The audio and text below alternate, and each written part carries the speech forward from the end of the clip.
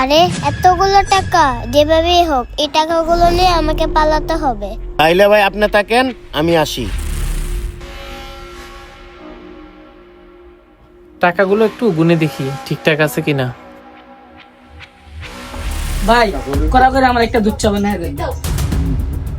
আচ্ছা ভাই ঠিক আছে, আপনি একটু অপেক্ষা করেন, আমি দিতেছি। আরে লোকটা দেখি ওখানে টাকাগুলো রাখছে, এটাই সুযোগ, আমাকে এখন এই টাকাগুলো নিয়ে পালাতে হবে। আরে লোকটা ওইদিকে টাকা আছে, টাকাগুলো নিয়ে তাড়াতাড়ি ভাগে। ভাই মেয়েটা তো আপনার টাকা নিয়ে পালাইলো। কি বলেন ভাই?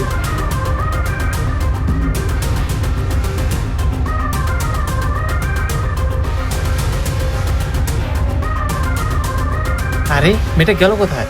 ওই তো মেয়েটা দৌড়েতেছে। এই দাঁড়া বলছি, দাঁড়া।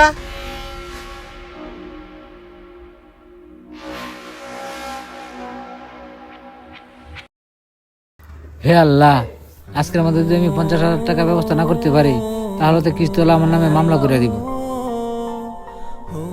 বাবা তুমি চিন্তা করো না, দেখো আমি কতগুলো টাকা নিয়ে এসেছি। খিরে মা, তুই এতগুলো টাকা কই থেকে নিয়ে আসলি? বাবা এই টাকাগুলো আমি একটা দোকান থেকে চুরি করে এনেছি। কি? আমি তোর এই শিক্ষা দিছি? তুই কার দোকান থেকে টাকা চুরি করে আনছিস? কি হলো তাড়াতাড়ি বল, তুই এই টাকাগুলো কার দোকান থেকে চুরি করে আনছিস?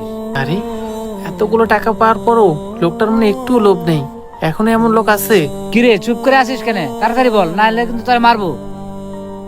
বাবা তুমি আমারে মারো কাটো যা ইচ্ছা তাই করো, কিন্তু বাবা তোমারে যদি পুলিশে ধরে নিয়ে যায় তাহলে আমি কার কাছে থাকবো? তখন না তোমার কিস্তলা আঙ্কেল বইকা গেল আর বইলা গেল আজকের মধ্যে 50,000 টাকা না জমা দিলে তোমারে না পুলিশে দিবে।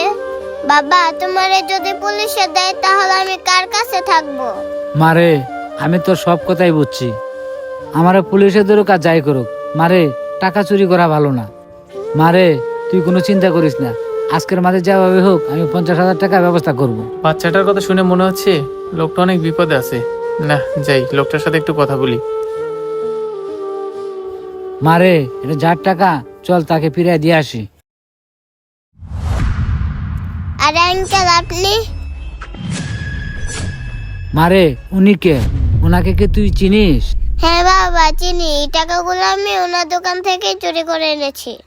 ভাই আমি আপনার দুইটা হাতে ধরি, আমার এই বাচ্চা মেয়েটাকে আপনি কিছু কইেন না, ও তো বাচ্চা মানুষ, এত এত কিছু বুঝে না। বিশ্বাস করেন ভাই, ওই টাকাটা চুরি করতো না, আসলে হয়েছে কি কিস্তিওয়ালা সকালে আমার বাচ্চা